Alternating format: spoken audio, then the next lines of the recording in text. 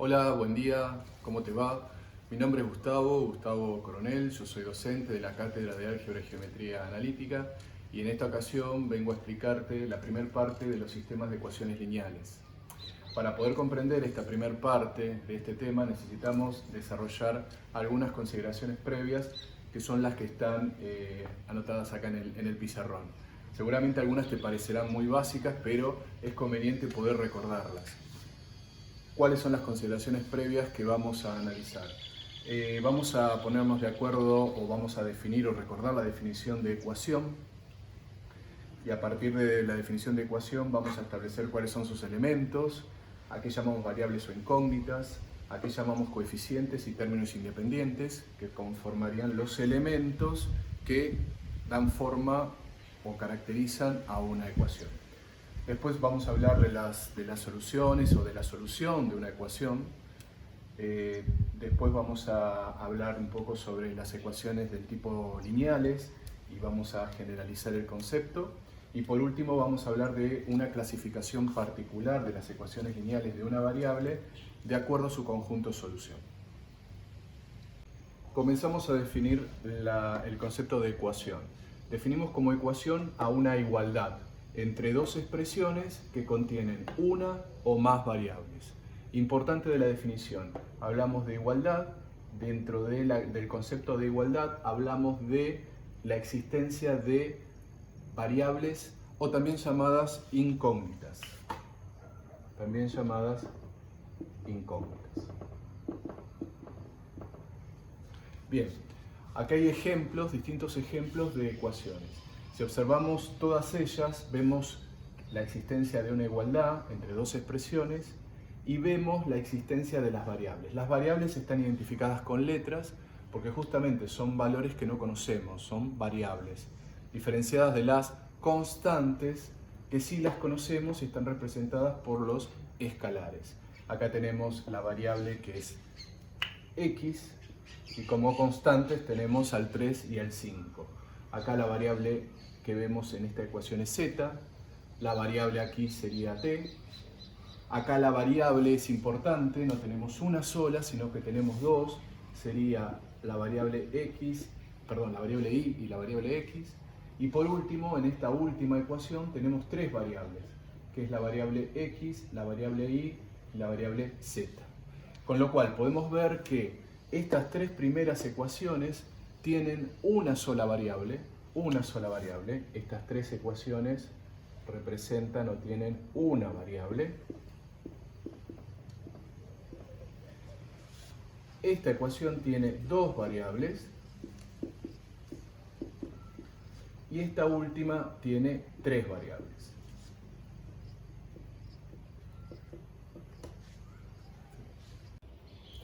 La solución, otra consideración previa, es el conjunto de escalares que toma cada una de las variables para hacer verdadera la igualdad o la propia ecuación.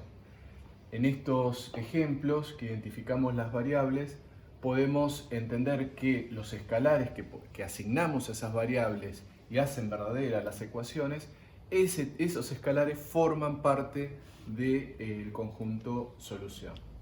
O sea, si nosotros miramos acá la variable x más 3 es igual a 5 y pensamos, ¿qué escalar debe tomar la variable x para hacer verdadera la ecuación? Evidentemente el escalar que tiene que tomar la variable x es 2, ¿no? ¿Por qué? Porque se cumple que 2 más 3 da 5.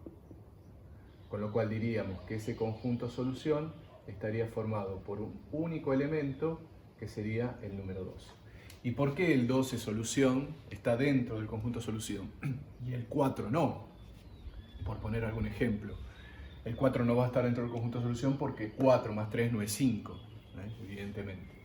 Con el mismo criterio, si establecemos o tratamos de establecer el conjunto solución en la ecuación B, lo que decimos es que la variable z debería tomar el valor positivo y negativo 2.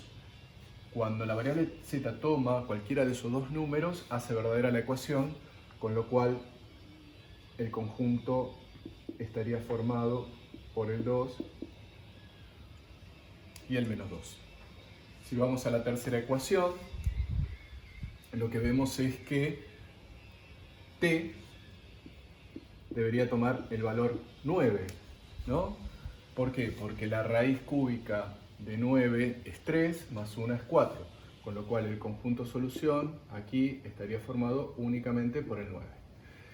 En este ejemplo, en el ejemplo D y en el ejemplo E, es un poco más complejo. ¿Por qué? Porque no hay una variable como en las demás ecuaciones, hay más de una variable. Entonces, lo que podemos mostrar acá es que el conjunto solución está formado por elementos que tienen dos valores, un valor para X y un valor para Y. Y en este caso, tres valores, un valor para X, un valor para Y y un valor para Z. Por eso decimos que la solución de esta ecuación es un par, en este caso porque son dos variables, y en este caso decimos que es una terna, porque son tres variables. Si tuviésemos una ecuación con 4 o más variables, lo que decimos es que hablamos de una n-upla, ¿sí? Ese término se utiliza para referirse a ecuaciones con más de tres variables. Con lo cual, si yo voy a establecer cuáles serían algunas soluciones de esta ecuación, debería pensar en valores de x y de y que satisfagan la ecuación. Entonces, por ejemplo, digo, si x vale 0, entonces y deberá valer 2. ¿Para qué? Para que haga verdadera la ecuación, ¿no? Haga verdadera la igualdad. 0 más 2 es 2. 0 más 2 es 2. Si x vale 1, y va a valer ¿cuánto? Va a valer 3, ¿no? Si x vale 2, y va a valer 4. Bueno, y así podríamos seguir enumerando un montón de pares que resultan solución de esta ecuación.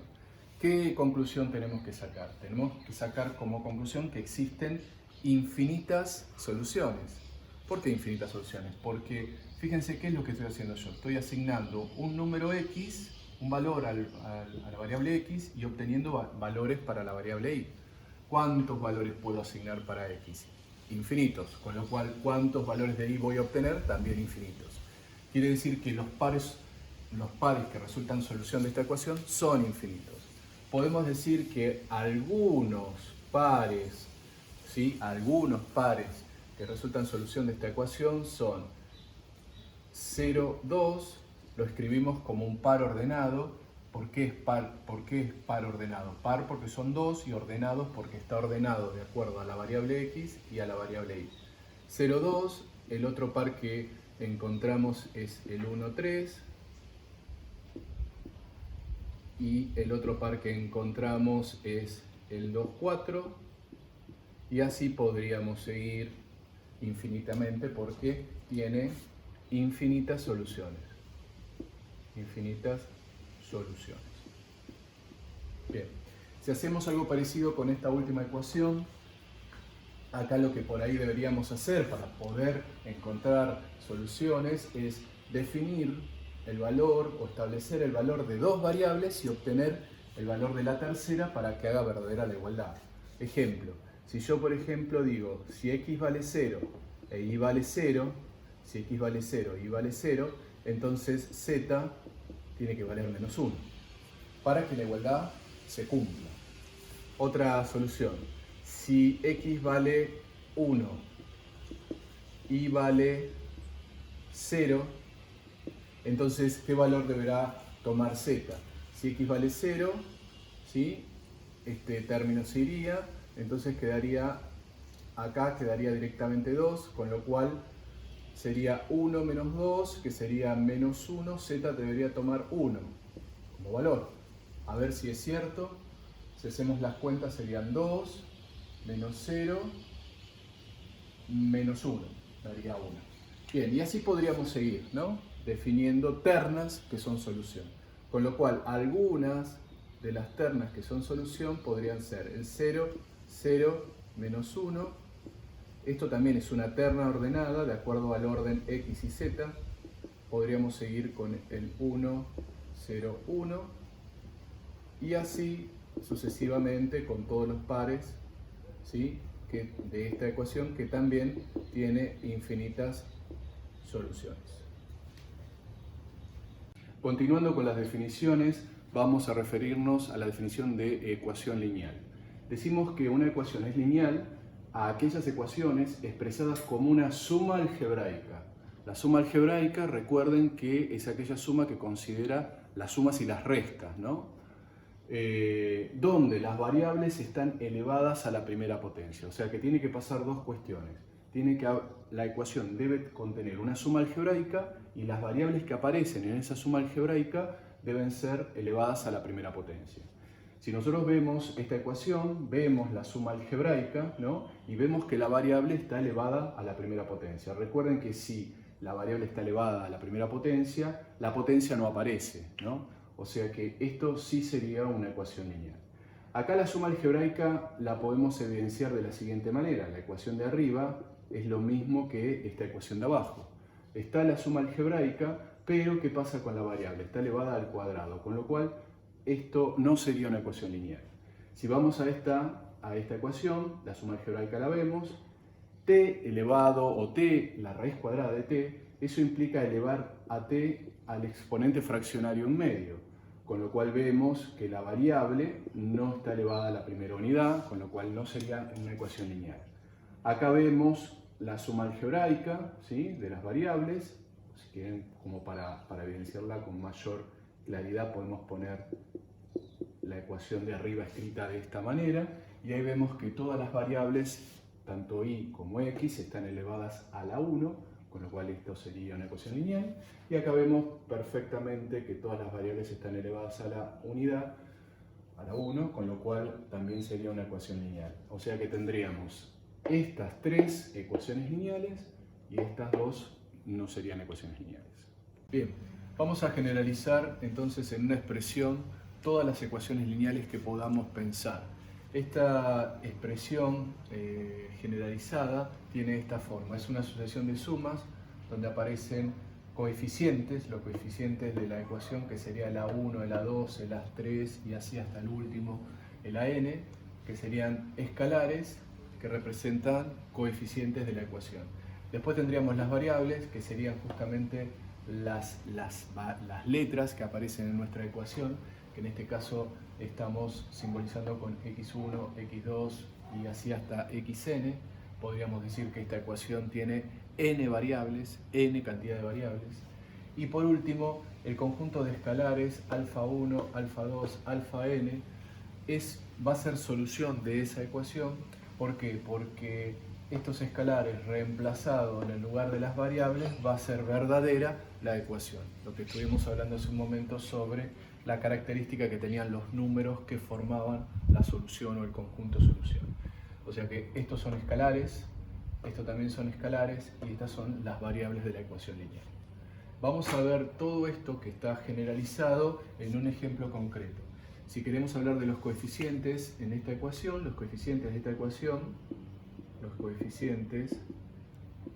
de esta ecuación serían los escalares que acompañan o que multiplican a las variables, con lo cual sería el 3, el 2 y el menos 1. Si queremos hablar de las variables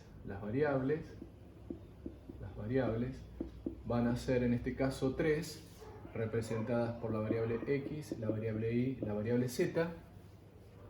Y bueno, con respecto a la solución, hoy vimos algunos ejemplos, pero podemos mencionar alguna solución, por ejemplo, la terna 0, 0, menos 1, ¿sí? O la terna 1, 0, 2. No, me quedó 2. Obtuvimos dos soluciones posibles de esta ecuación. Si comparamos las soluciones con la expresión generalizada, lo que tenemos es que lo que llamamos acá alfa 1, alfa 2, alfa n, que sería una n-upla que satisface la ecuación general, en este caso sería alfa 1, alfa 2 y alfa 3. Estos valores reales. O sea, estos serían posibles alfa 1, alfa 2, alfa 3 que satisfacen esta ecuación, con lo cual formarían una solución de la ecuación, y esta es otra posibilidad para alfa 1, alfa 2 y alfa 3. También que es solución de la ecuación sería otra posibilidad, y así podríamos establecer millones más o infinitas más, ¿no? Porque como dijimos, esta solución tenía esta ecuación tenía infinitas soluciones. Lo importante es entender que acá tenemos n incógnitas y acá tenemos una n upla como solución. Acá tenemos tres variables y acá tenemos tres variables y acá tenemos tres soluciones como solución, una terna como solución.